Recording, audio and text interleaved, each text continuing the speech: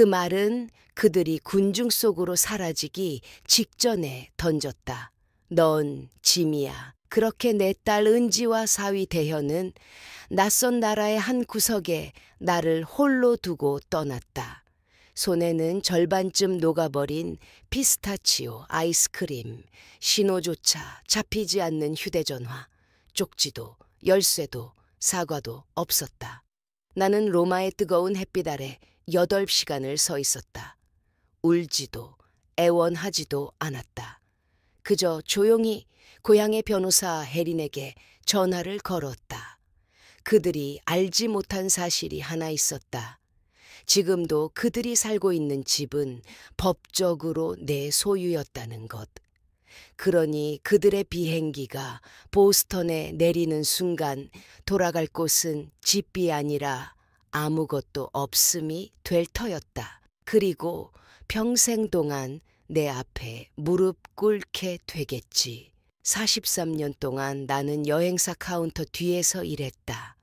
남들의 꿈을 짜주면서 내 꿈은 연기처럼 흩어졌다. 매일 아침 7시 정각 세계 최고의 엄마라고 적힌 깨진 머그잔에 커피를 따라 놓고 사무실 문을 열었다. 그 컵은 은지가 8살 때 내게 선물했던 것이었다. 그때만 해도 정말 그렇게 믿고 있었으니까. 남편 성호가 세상을 떠난 뒤 내가 번 돈은 3갈래로 나뉘었다. 생활비, 은지를 위한 저축, 그리고 언젠가를 위해 막스웰 하우스 커피 깡통에 넣어둔 동전들. 하지만 그 언젠가는 오지 않았다.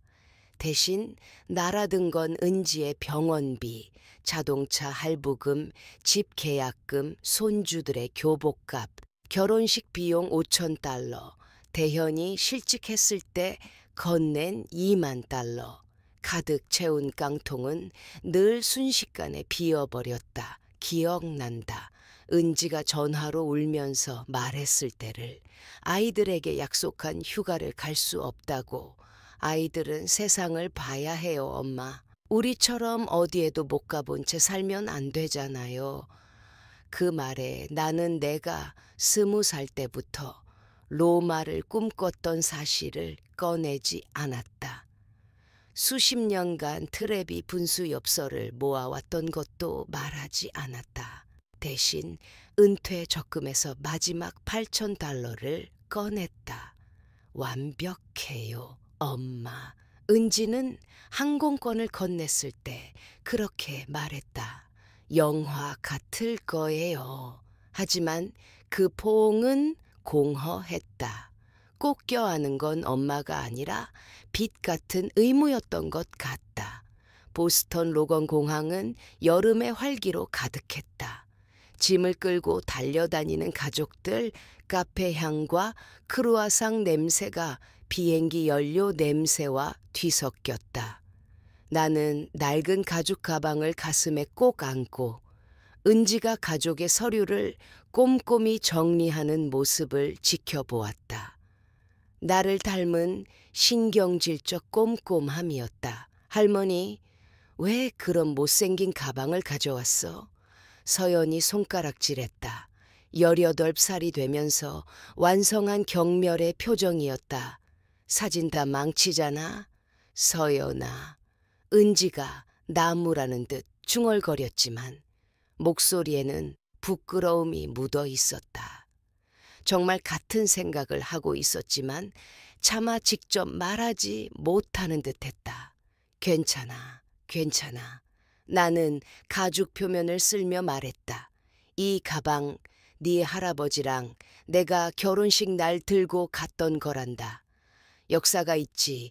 대현은 핸드폰에서 눈을 겨우 떼고 비웃듯 말했다. 역사라니 웃기시네. 준호는 미안하다는 듯 나를 흘깃 보더니 다시 이어폰을 꽂았다. 최소한 아직 양심은 있는 아이였다. 탑승 방송을 기다리며 나는 조심스럽게 물었다. 혹시 로마에서 제일 먼저 보고 싶은 곳 정했니? 관광객이 잘 안 가는 멋진 곳들 내가 좀 알거든. 엄마, 은지는 한숨을 쉬었다. 내가 어리석은 말을 한 것처럼 이미 다 계획했어. 대현이 앱을 깔았거든. 리뷰도 다 전문가들이 쓴 거라던데. 대현은 여전히 화면에서 눈을 떼지 않고 덧붙였다. 수십 년을 이탈리아를 연구한 여행사 직원의 경험보다 낯선 리뷰 앱을 더 믿는 모습이었다. 나는 억지 미소로 고개를 끄덕이며 하고 싶던 말들을 삼켰다. 나는 언젠가 손주들과 콜로슴을 걸으며 먼지 낀 책에서 읽은 이야기를 들려주는 순간을 꿈꿨었다. 브로셔와 환상 속에서만 보던 세상을 함께 나누고 싶었다. 447 편 로마행 항공기 탑승을 시작합니다. 은지는 즉시 가족의 작전 지휘관으로 변했다. 자, 모두 준비. 서연아, 핸드폰 치우고. 준호야, 이어폰 빼. 대현씨, 여권 챙겼어? 나는 뒤에서 지켜봤다. 잡지 화보 같은 완벽한 대형으로 움직이는 가족. 그 안에서 나는 어디에 서야 할지 잠시 혼란스러웠다. 엄마, 이쪽으로 오세요. 은지가 불렀다. 하지만 목소리는 수년간 힘든 전화를 받을 때처럼 팽팽하게 긴장되어 있었다. 다가가자 어깨가 굳어지는 게 보였다. 탑승구 통로를 걸으며 은지와 대현의 낮은 목소리가 들렸다. 왜 꼭 같이 와야 했는지 모르겠어. 겨우 2주야. 대현이 대답했다. 사진이 다 망가질 거라니까. 내가 가까워지자 말은 끊겼지만 이미 상처는 남았다. 사진이 망가진다고? 무엇 때문에? 나 때문인가? 비행기 안에서 나는 뒷자리에 혼자 앉았다. 엄마, 다리 뻗기 편하시라고 뒤에 자리 잡았어. 은지가 그 번드르르한 거짓 웃음을 지으며 말했다. 이코노미석은 어디든 다 똑같다는 걸 알지만 아무 말도 하지 않았다.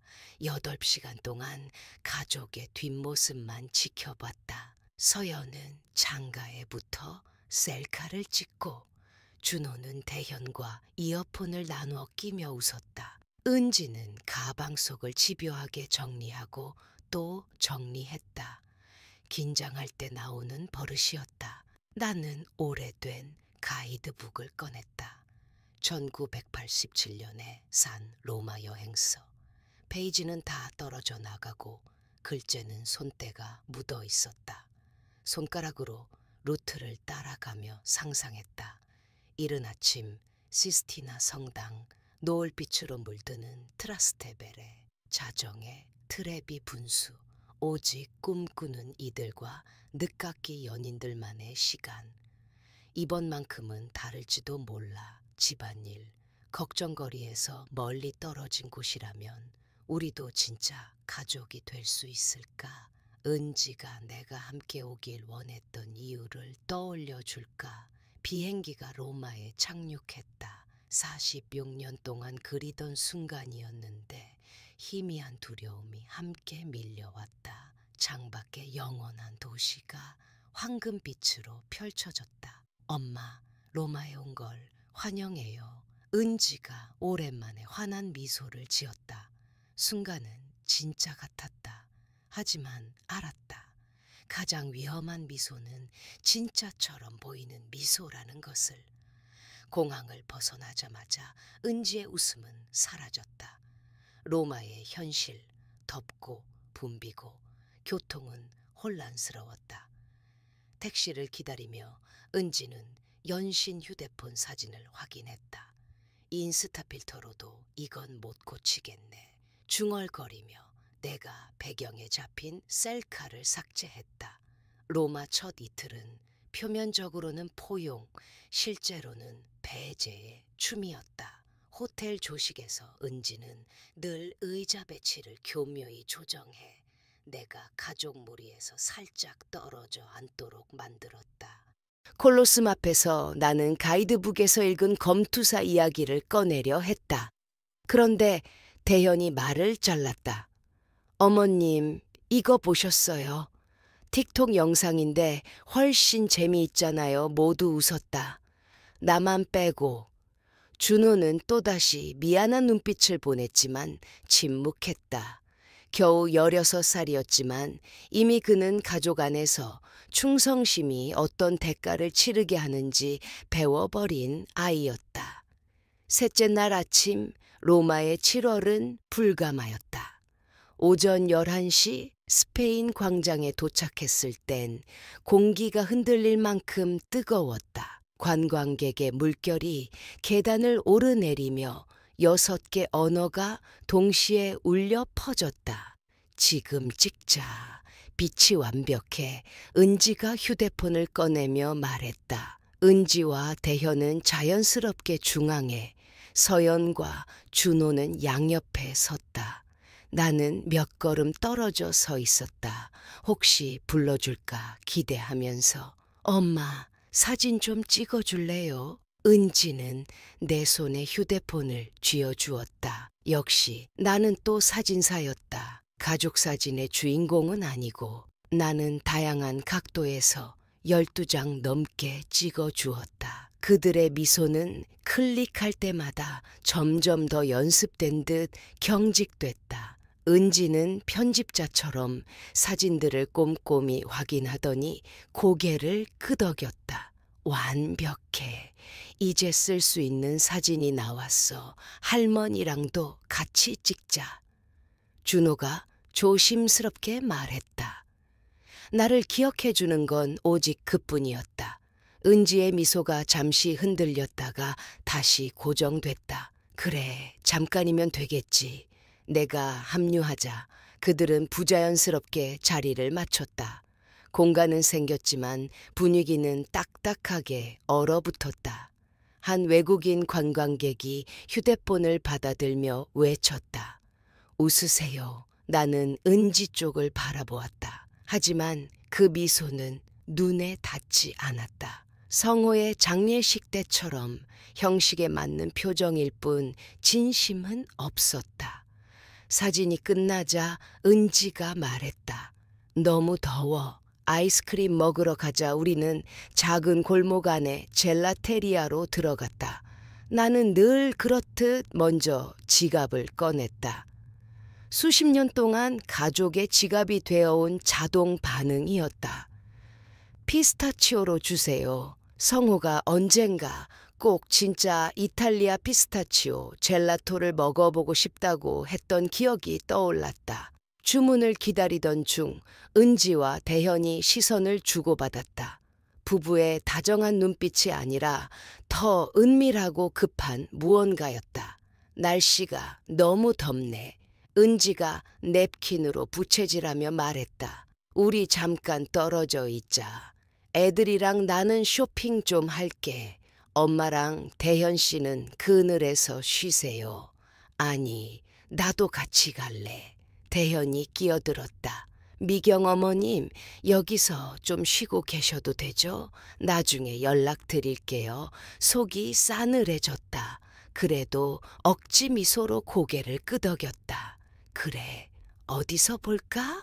정해지면 바로 문자할게요. 은지는 빠르게 잘라 말했다. 피스타치오 아이스크림을 건네받은 순간 그들은 연습된 듯한 속도로 군중 속으로 사라졌다. 나는 인도에 홀로 서 있었다.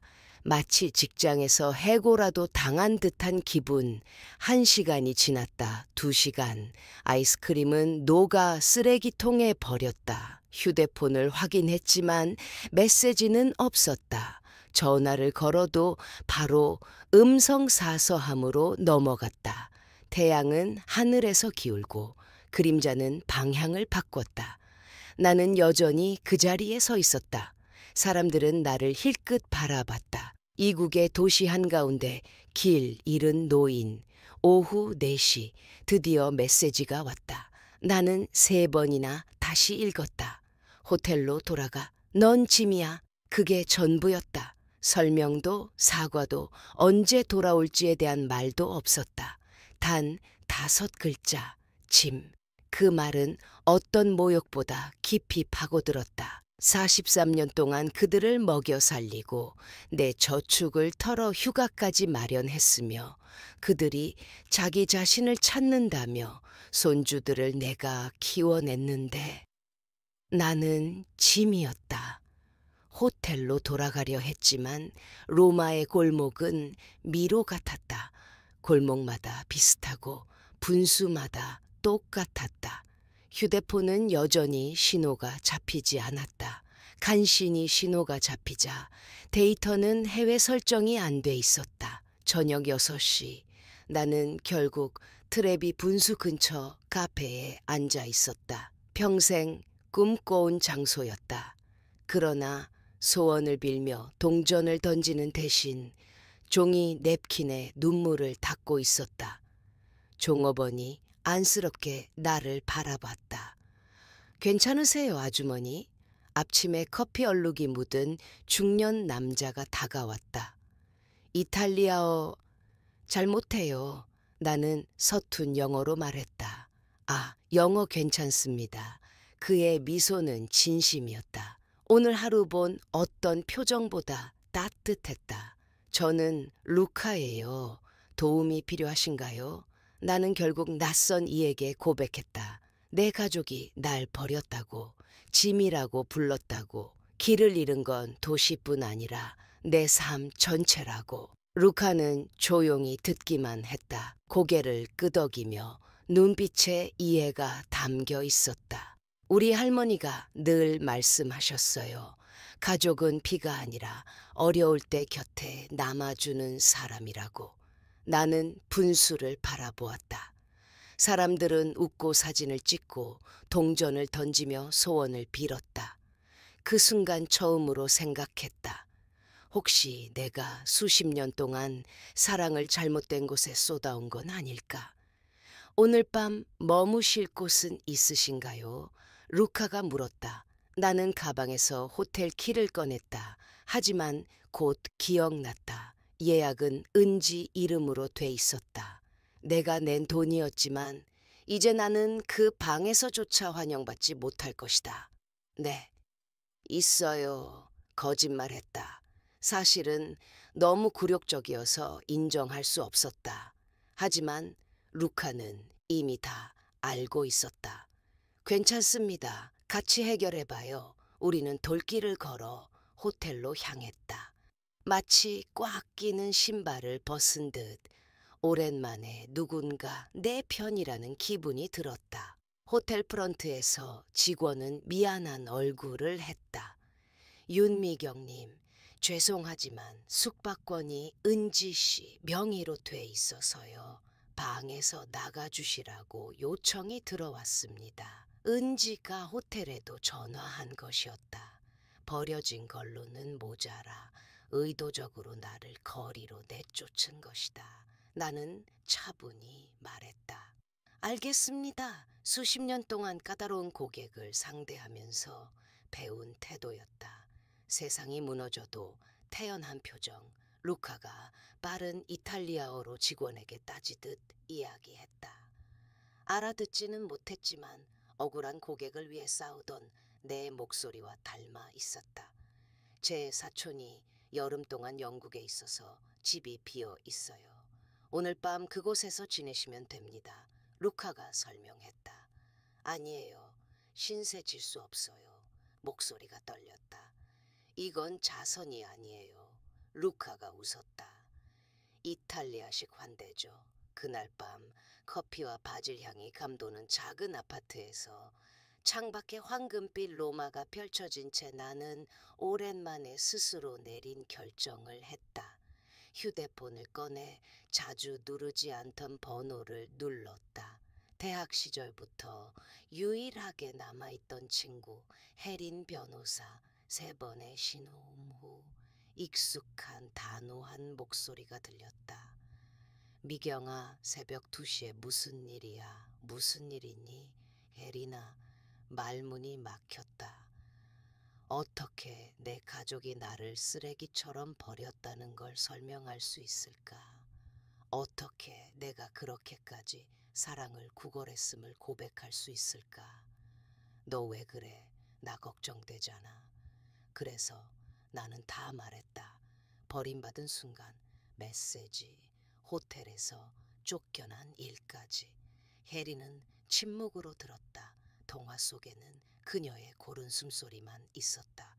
마침내 낮게 중얼거렸다. 그년 진짜 못됐구나. 이상하게도 웃음이 났다. 3일 만에 처음으로 웃어본 순간이었다. 혜리나 집에 대해서 물어보고 싶어. 어떤 집? 은진의 집 말이야. 법적으로 아직 내 거 맞지? 성호가 세상을 떠난 뒤 나는 그 집을 상속받았다. 은지가 결혼할 때 대출 때문에 이름을 빌려줬다. 근데 등기는 끝까지 안 넘겼잖아. 혜린이 기억해냈다. 맞아. 그때 내가 말했잖아. 혹시 모르니까 내 이름 남겨두라고. 잘한 선택이었어. 심장이 빨라졌다. 그게 정확히 무슨 뜻이야? 쉽지. 혜린의 미소가 전화선 너머로 들리는 듯했다. 법적으로 넌 그 집의 공동 소유자야. 그리고 공동 소유자에겐 권리가 있어. 아주 많은 권리. 어떤 권리? 팔 권리. 나는 잠시 말을 잃었다. 머릿속에서 가능성들이 줄지어 지나갔다. 지난 5년 동안 나는 손주들의 미래를 위한 투자라며 그 집의 대출금을 몰래 일부 대신 갚아왔다. 그런데 그게 어쩌면 내 자유를 위한 투자였을지도. 혜리나, 가정법이 아니라 가정해보자. 내가 내 지분을 팔겠다고 하면 은지에게 통지하고 우선 매수 기회를 줘야 해. 하지만 그게 안 되면. 잠시 멈추더니 또렷이 말했다. 집은 시장에 나가. 지금 시장 상황이면 얼마나 걸릴까?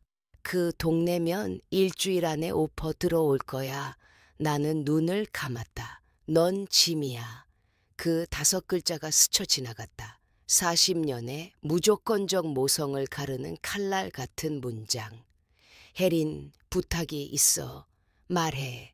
내일 아침 매각 절차 시작해줘. 긴 정적. 미경아, 확실해. 이건 되돌리기 어려워. 은지가 뭐 더 심하게 대할까? 다른 나라에서도 또 버릴까? 한숨 너머로 단단한 목소리가 돌아왔다. 그래, 알았어. 바로 진행할게.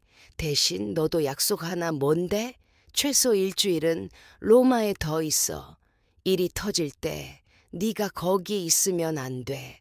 그리고 네 말대로라면 넌 지금 누구도 구해주지 않는 시간을 가져야 해. 나는 창밖의 금빛 도시에 시선을 두었다. 수십 년을 꿈만 꾸던 곳. 알았어. 아, 그리고 응? 내 계좌에서 은진회로 자동 이체되는 모든 송금 오늘부로 전부 해지할게. 너를 남처럼 대하는 사람들이면 그들도 남처럼 살아야지. 전화를 끊고 나는 동이 틀 때까지 깨어 있었다. 가게 셔터가 올라가고 사람들이 일터로 향하고 삶이 평범하고 찬란한 리듬으로 다시 움직이는 걸 바라보며 오랜만에 나 자신을 생각했다.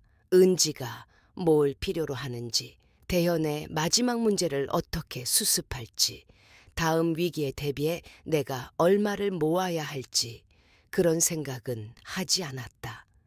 나는 무엇을 원하지? 언제 마지막으로 오롯이 내가 원해서 무언가를 했지 기억나지 않았다. 그 사실 하나만으로도 내가 옳은 결정을 내리고 있다는 확신이 들었다. 아침 8시 문을 두드리는 소리.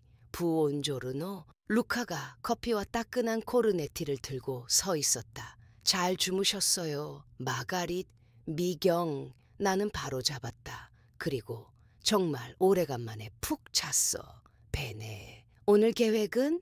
그 말이 이상하게 가슴을 간지렸다. 내 계획, 은지의 계획도 은지가 나에게 요구한 일도 아닌 내일 이른 시간 시스티나 성당을 보고 싶어. 사람이 적을 때 취향 좋으시네. 입구 경비 아는 사람이 있어요. 일반 개장 전에 들어가는 티켓 구해볼게요. 정말 그렇게까지. 루카는 이탈리아인들만의 태연한 어깨짓으로 웃었다. 친구끼리 돕는 거죠. 친구. 마지막으로 누군가가 나를 그렇게 불렀던 게 언제였던가. 형식이 아니라 사실로. 루카가 아래층으로 내려간 직후 혜린에게서 메시지가 왔다. 진행 시작. 주말 전에 매물로 올라간다. 시니어 은지를 도우소서. 의자에 기대앉아 미소가 번졌다. 대서양 어딘가 위를 날고 있을 그들. 아마 늙은 짐을 치우는 건 이렇게 쉬웠다고 웃고 있겠지. 몰랐다. 버려진 그 짐이 곧 악몽이 된다는 걸. 내가 로마의 테라스에서 코르네티를 베어물며 수십 년 만에 첫 자유의 아침을 즐기고 있을 때 브루클라인, 보스턴, 근교의 우편함은 이미 지옥의 주소를 품고 있었다. 사흘 뒤 혜린에게서 전화가 왔다. 목소리는 직업적 만족과 개인적 걱정이 섞여 있었다. 업데이트, 상황, 빠르게 굴러가. 말해봐. 어제부터 내 사무실로 은지가 17통이나 전화했어. 비서가 더 걸면 접근 금지 검토하겠다고 경고했지. 머릿속에 늘 통제하던 은지가 이성을 잃는 장면이 그려졌다. 이상하게도 가슴이 덜 아팠다. 이름 붙이기 어려운 감정이 떠올랐다. 만족? 구체적으로 뭘 받는데? 공항에서 집에 도착했더니 문에 매각 공고가 붙어 있었대. 대현은 기절했고 이건 진짜.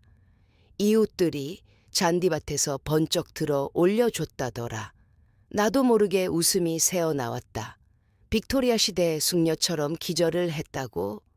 그리고 더 있어. 은지가 마트에서 카드 긁다가 결제 거절. 네가 끄는 자동이체. 근데 놀랍게도 그 돈이 어디서 오는지 한 번도 궁금해하지 않았더라. 설마 내가 절반을 대고 있었다는 걸 몰랐다고? 대현이 2년 전부터 컨설팅을 한다고 둘러댔다네. 내 돈으로 가장 역할을 유지한 거지. 퍼즐이 맞춰졌다. 대현의 괜한 자신감, 내 대한 깔봄, 그리고 은지가 나를 구명조끼가 아니라 장애물처럼 대하기 시작했던 이유. 그들은 내 돈으로 살면서 나를 무가치하다고 설득당해 왔다. 집은? 오퍼 들어왔어. 셋. 아직 시장에 올린 지 이틀째인데. 하나는 호가 이상. 그럼 내 지분을 매입할 기한은? 공식 통지 이미 발송. 30일. 현 시세 기준 내 지분 가치는 약 40만 달러. 내 생에서 한 번에 눈으로 본 가장 큰 숫자였다. 은지는 한 달 안에 그 돈을 마련해야 한다. 아니면 자기 집이라 믿어온 곳을 잃는다. 못 마련하겠지? 대현 신용이 엉망이고 네 보증도 끝났어. 게다가 3년 실업 경력? 요즘 은행 그렇게 쉽게 안 빌려줘. 전화를 끊고 트라스테베레를 걸었다. 햇빛에 젖은 자갈길, 작은 성당. 초들이 떨어진 별처럼 반짝였다. 성호의 장례식 이후 제대로 기도한 적이 없었지만 그날 나는 촛불을 켰다. 그리고 속삭였다. 용서나 화해, 과거로 돌아갈 기도가 아니었다. 흔들리지 않을 힘. 은지가 결국 연락해 올 때 무너지지 않을 힘을 그날 밤 루카의 작은 발코니에서 포모도로 파스타를 먹고 있을 때 전화가 미친 듯이 떨렸다. 엄마. 은지의 목소리는 부서져 있었다. 엄마, 제발 전화 좀 받아. 나는 음성사서함으로 넘겼다. 그리고 또 하나, 또 하나. 엄마, 무슨 일인지 모르겠어. 혜린이 집을 판다는데 분명 오해야. 애들도 혼란스러워. 서연은 울고 있고 제발 설명해 줘. 로마에서 있었던 일로 화가 난 건 알지만 이건 너무해. 우리 어른답게 이야기하자. 그 마지막 문장에 나는 소리 내어 웃었다. 어른답게? 73인 엄마를 외국에 버려두고 1시간 뒤 톤이 바뀐 메시지가 왔다. 윤미경 씨, 당장 당신 변호사에게 전화해서 이 미친 짓 멈추세요. 당신이 이렇게 할 권리 없어. 이건 우리 집이에요. 우리 애들이 여기서 컸다고요. 내 손주들, 내가 돌보고 먹이고 살려낸 아이들. 그런데 내 존재는 불법 침입자, 취급, 자정이 넘어 5번째 메시지가 왔다. 좋아, 당신이 이걸 유치한 복수라고 생각하는 건 알겠는데 지금 죄 없는 아이들이 다치고 있어. 서연은 왜 현관에 매각 팻말이 붙었냐고 친구들에게 설명해야 하고 준호는 잠도 못 자. 나를 벌 주려면 나만 벌 줘. 애들은 건드리지 마, 아이들. 로마에서 내 모욕을 함께 연출했던 그 아이들. 그래도 그 말에는 진실이 조금 섞여 있었다. 아이들 역시 피해자였다. 조건부 사랑을 배우고 가족을 경제 거래로 여기도록 길들여진. 나는 거의 전화를 걸 뻔했다. 거의. 대신 짧고 또렷한 문자 한 통을 보냈다. 은지야, 다시는 나에게 연락하지 마. 나를 짐이라 부르던 순간 너는 내 도움, 돈, 걱정을 잃었어. 앞으로 모든 법적 사안은 혜린 변호사가 처리해. 윤미경. 답장은 몇 초 만에 왔다. 윤미경? 그게 누군데? 넌 내 엄마야 하지만 그때 나는 이미 휴대전화를 꺼두었다. 다음 날 루카는 약속대로 시스티나 성당으로 나를 데려갔다. 개장 전의 고요, 거리의 소음은 멀리서 웅웅거리는 바람 같았다. 수세기의 신앙과 예술이 감도는 공간에서 나는 천장을 올려다보았다. 미켈란젤로의 창조. 아름답죠? 루카가 속삭였다. 응, 나는 대답했다. 하지만 내가 바라본 건 그림만이 아니었다. 창조 그 자체. 때로는 새로운 걸 만들기 위해 먼저 완전히 부셔야 한다는 것. 빛을 만들려면 먼저 어둠과 분리해야 한다는 것. 가방 속에서 휴대전화가 진동했다. 또 은지겠지. 하지만 40년 만에 처음으로 나는 자동으로 전화를 받지 않았다. 나는 시스티나 성당에 서 있었다. 70세의 여자. 필요로 되는 것과 가치를 인정받는 것의 차이를 이제 막 배우는 중이었다. 그리고 정말 오래간만에 그 여자를 좋아하기 시작했다. 3주 뒤 나는 반턴 근처 어학원에서 이탈리아어 수업을 듣고 있었다. 제귀동사를 붙들고 씨름하다 스스로의 실수에 웃음이 났다. 옆자리에 독일인 그레타는 메트로놈처럼 정확하게 동사를 굴렸고 호주에서 왔다는 톰은 이탈리아어와 영어를 기가 막히게 섞어 모두 심지어 선생님까지 웃게 만들었다. 마르게릿 몰토베네 베네데티 선생님이 외쳤다. 내가 로마 오기 전 어디서 살았는지 문장을 완성했을 때였다. 마가릿, 매기도, 엄마도, 할머니도 아닌 거의 잊고 있었던 내 이름. 수업이 끝난 뒤 그레타가 말했다. 커피 같이 마실래요? 우리는 금세 가까워졌다. 늦은 나이에 찾아온 자유를 다시 배우는 나이든 여성이라는 공통의 상황이 우리를 자연스럽게 이어주었다. 그레타는 미넨에서 오래 살던 집을 팔았다. 성인이 된 자식들이 이제 혼자 살기엔 너무 늙었다며 집을 처분하라고 했기 때문이다. 가족한테서 소식 있어요? 카푸치노를 기다리며 그녀가 물었다. 혜란이가 계속 알려줘. 나는 인정하듯 말했다. 지난주 집이 팔렸대. 은지랑 대현은 결국 그의 누나 집에 들어갔어. 그거에 대해 기분은 어때요? 그 질문은 사실 내가 매일 아침 눈을 뜰 때마다 스스로에게 던지고 있던 질문이었다. 처음에는 죄책감을 느낄 줄 알았다. 수십 년 동안 내 옆에 그림자처럼 따라붙던 엄마라면 당연히 가져야 하는 죄책감. 하지만 그 익숙한 감정을 찾아도 대신 자리 잡은 건 이상할 정도로 자유롭고 평온한 해방감이었다. 솔직히 말하면 안도 돼. 나는 고백했다. 끔찍하게 들릴지 몰라도 난 오히려 편안해. 그레타는 고개를 끄덕이며 이해한다는 듯 미소 지었다. 나도 그랬어요. 아이들이 날 요양원으로 보내야 한다고 했을 땐 배신당했다고 느꼈죠. 그런데 지금은 알아요. 그게 오히려 나한테 도움이 됐다는 걸. 그 덕분에 내가 자식들 없이도 어떤 사람인지 다시 알게 됐거든요. 그날 오후 나는 작은 아파트로 돌아갔다. 집값 일부로 얻은 원룸 방 하나에 좁은 부엌, 트라스테베레의 고요한 골목을 내려다보는 작은 발코니.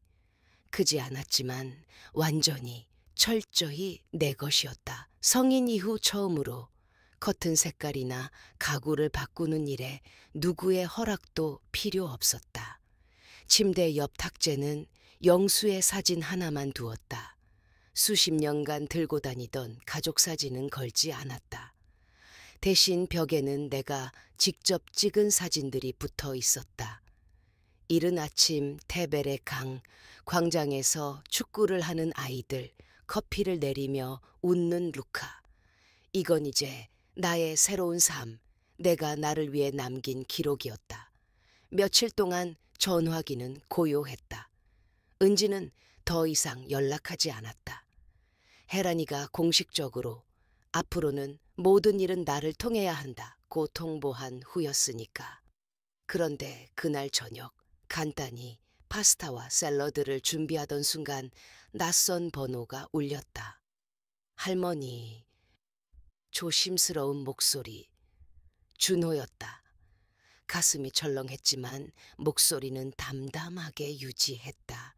안녕 준호야. 이모한테서 번호 받았어요. 엄마는 몰라요. 그럴 리 없었다. 은지는 항상 자식들과 나 사이에 벽을 세워왔다. 늘 모든 관계는 그녀를 통했으니까. 어떻게 지내니 얘야? 한동안 긴 정적이 흘렀다. 묵직한 침묵 뒤에 말이 나왔다. 혼란스러워요. 엄마는 할머니가 미쳐서 화풀이로 집을 팔았다고 해요. 그럼 넌 뭐라고 생각하니? 잠시 뜸을 들이던 준호가 말했다. 엄마는 진실을 다 말하지 않아요. 늘 그래요. 처음으로 손자의 입에서 부모를 의심하는 말이 나왔다. 내 마음속이 살짝 풀렸다. 준호야, 로마에서 있었던 일은 그가 내 말을 잘랐다. 알아요. 잘못됐다는 거 뭐라도 말하고 싶었는데 아빠가 화낼까봐 무서웠어요. 역시 대현, 내 돈으로 수년간 살면서 손자까지 눌러버린 남자. 괜찮니? 안전하게 지낼 곳은 있니? 숙모 집에 있어요. 근데 불편해요. 엄마랑 숙모는 예전부터 사이가 안 좋았거든요. 서연이는 학교 옮겨서 화가 많이 났고요. 잠시 가족을 지켜주고 싶다는 본능이 올라왔다. 하지만 곧 로마에서 서연이 내 가방을 흉보던 장면이 떠올라 감정은 사라졌다. 그럼 넌, 준호야, 넌 어떻게 지내니? 무서워요. 하루아침에 모든 게 무너진 것 같아요. 근데 로마에서 한 일은 미안해요. 할머니한테 그건 정말 아니었어요. 그때 깨달았다. 내가 기다려온 건 바로 이 사과였다는 걸. 고맙다, 준호야. 할머니 다시 돌아올 거예요? 그 질문은 공기 속에 길게 매달려 흩어졌다. 돌아갈까? 몇 주 동안 나는 하루하루만 살았다. 수업, 산책, 사진, 미래는 생각조차 하지 않았다. 하지만 손자의 질문은 나를 붙들었다. 모르겠다. 지금은 여기서 행복해지는 법을 배우고 있단다. 행복하세요? 그건 수십 년 만에 누군가 나에게 물어본 질문이었다. 나는 루카와 아침에 마신 커피, 사진 동호회에서 보낸 오후, 발코니에서 책을 읽던 밤을 떠올렸다. 그래, 행복해. 정말 오랜만에 확실히 행복하다. 다행이에요. 할머니, 정말 죄송해요. 통화를 마치고 발코니에 서서 불빛이 켜지는 로마를 바라봤다. 아마 준호는 숙모집 어딘가에서 몰래 전화를 걸고 있었겠지. 그 용기가 희미하지만 확실한 희망처럼 느껴졌다. 잠시 후 메시지가 왔다. 할머니 고마워요. 곧 직접 편지 쓸게요. 사랑해요. 나는 미소 지으며 휴대폰을 내려놓았다. 내일은 내 74번째 생일이었다. 수십 년 만에 처음으로 내가 원하는 방식대로 보내는 생일. 루카는 작은 식당을 추천해줬다. 생일 노래를 불러주고 집에서 만든 티라미수를 내놓는 아늑한 곳. 그레타와 톰도 함께 오겠다고 했다. 의무감이 아닌 진심으로 함께하고 싶은 사람들. 그 사실 하나만으로도 충분했다. 잠자리에 들기 전 영수의 사진을 바라보며 속삭였다. 이제 나 혼자 행복해도 괜찮을까? 창문을 스치는 밤바람 속에서 마치 그의 목소리가 대답해주는 듯했다. 넌 그럴 자격이 있어. 그리고 오랜만에 아무 걱정 없이 미소 지으며 잠들었다. 다음 날 아침 로마 특유의 황금빛 햇살이 방 안으로 새우며 들었다. 창문 틈으로 들어오는 빛, 아래층에서 올라오는 루카의 커피향, 멀리 교회의 종소리. 수십 년 동안 늘 문제 해결 리스트로 시작하던 아침과는 전혀 달랐다. 오늘 내 일정은 단 하나. 새로 얻은 가족 같은 친구들과 함께하는 내 생일 점심이었다. 부엌에서 커피를 내리던 중 문 밑으로 편지 봉투 하나가 들어와 있었다. 정성스럽고 또렷한 글씨, 준호였다. 나는 발코니에 앉아 로마가 깨어나는 소리를 들으며 편지를 열었다. 그것이 내 새 삶의 가장 중요한 선택 중 하나가 될 거라는 걸 알고 있었다. 편지를 써야겠구나. 마침내 그렇게 중얼거렸다. 하지만 이번엔 조건이 있었다. 그날 밤 나는 판턴 근처 작은 문구점에서 산 편지지를 꺼내 조그만 책상 앞에 앉았다. 재혁에게 보낼 편지를 쓰는데 꼬박 2시간이 걸렸다. 한 단어 한 단어가 무겁고 조심스러웠다. 사랑하는 재혁아, 내 편지는 내 74번째 생일에 도착했단다. 그 어떤 선물보다 귀한 건 네가 보여준 정직함이야. 잘못을 인정하는 건 쉽지 않지. 특히 아직 어리고 특히 존경해야 한다고 배운 부모를 의심해야 할 때라면 더욱 그렇단다. 네 말이 맞아. 내가 너희를 버린 건 짐이었기 때문이 아니야. 수십 년 동안 나는 다른 사람들의 이야기 속에서 조연처럼 살아왔고 그걸 끝내기로 한 것뿐이야. 나는 늘 내가 누구인지가 아니라 무엇을 줄 수 있는지로만 평가받았어. 너희 가족도 나를 그렇게 만들었고 나도 그걸 허락했지. 로마에서 벌어진 건 단순히 거리에 혼자 남겨진 사건 때문이 아니야. 수십 년 동안 보이지 않는 존재로 취급받으며 문제 해결사이자 지갑으로만 살았던 세월이 쌓여온 결과였어.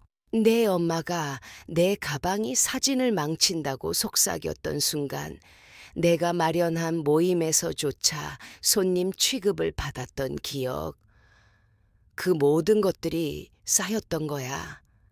그런데 내 편지를 읽고 알게 됐다. 아직 다 끝난 게 아닐 수도 있구나. 적어도 너 같은 다음 세대에는 희망이 있을지도 모른다고.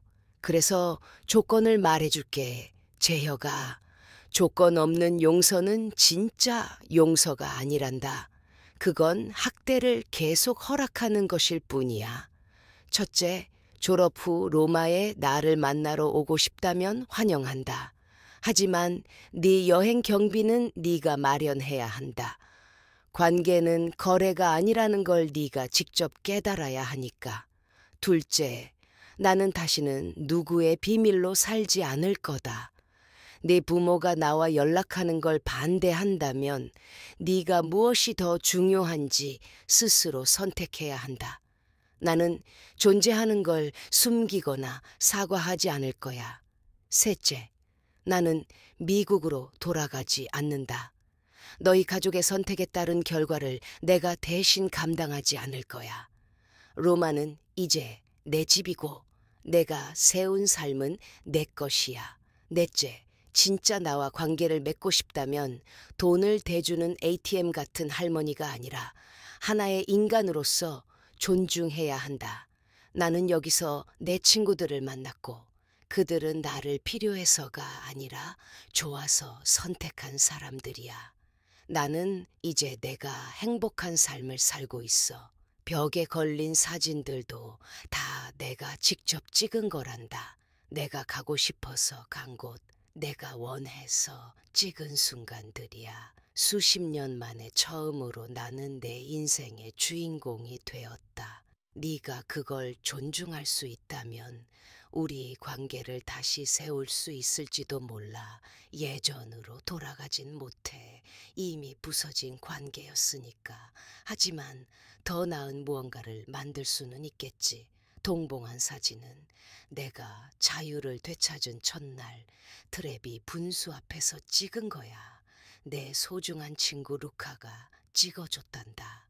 내 눈빛을 잘 보렴, 재혁아. 남을 위해 존재하는 게 아니라 나 자신을 위해 살아가는 눈빛이라는 걸 알 수 있을 거야. 네가 진심으로 준비가 된다면 이 새로운 나를 만나도 좋아. 하지만 그땐 과거에 희생당하는 할머니가 아니라 지금의 나를, 온전한 한 사람으로서의 나를 대해야 한다. 편지를 접어 머리맡 탁자에 두었다. 내일 아침 우체국에 가서 붙이려 했다. 루카가 찍어준 사진과 함께. 사진 속 나는 희생만 하는 할머니가 아니라 다시 자신을 되찾은 한 여인이었다. 그때 낯선 번호에서 메시지가 왔다. 엄마는 당신이 미쳤고 우리 인생을 망쳤다고 해요. 하지만 우리 모두가 그렇게 생각하는 건 아니에요. 짧고 날카로운 문장, 18살 서연이었다. 거칠고 투박했지만 그건 시작이었다. 은지가 쌓아 올린 침묵의 벽에 생긴 작은 균열이었다. 나는 발코니로 나가 로마의 밤을 바라봤다. 저 아래 어딘가에서 관광객들이 동전을 던지며 소원을 빌고 있었고, 멀리 미국에서는 예전의 가족이 스스로의 선택에 대한 대가를 치르고 있었다. 그리고 이 작은 아파트 안에서 커피와 바질 향 속에서 나는 드디어 나만의 이야기를 써내려가고 있었다. 어떻게 끝날지는 몰랐다. 어쩌면 언젠가 재혁이 나를 찾아와 새로운 관계를 쌓을 수도 있겠지. 서연도 언젠가 외모보다 진짜 관계의 가치를 깨달을지도, 혹은 아무도 오지 않고 나는 나를 선택해준 친구들과 새로 고른 삶 속에서 남은 시간을 보낼지도 모른다. 하지만 74년 만에 처음으로 내 인생의 결말은 오롯이 내 손에 달려 있었다. 그건 어떤 화해보다도 달콤한 승리였다. 나는 발코니에 서서 도시가 불빛을 줄이고 잠에 드는 걸 오래도록 지켜봤다. 내일은 또 이탈리아어 수업이 있고, 또 새로운 사진을 찍을 수 있고, 또 자유를 만끽할 수 있는 하루가 기다리고 있으니까. 그리고 3달 전부터 그래왔듯 내가 직접 고른 침대 위에서, 내가 선택한 도시에서 미소를 지으며 잠들었다. 꿈속에서 나는 더 이상 과거로 향하는 길이 아니라 미래로 이어지는 돌길 위를 걸었다. 그 길은 분명하게 오롯이 나만의 것이었다.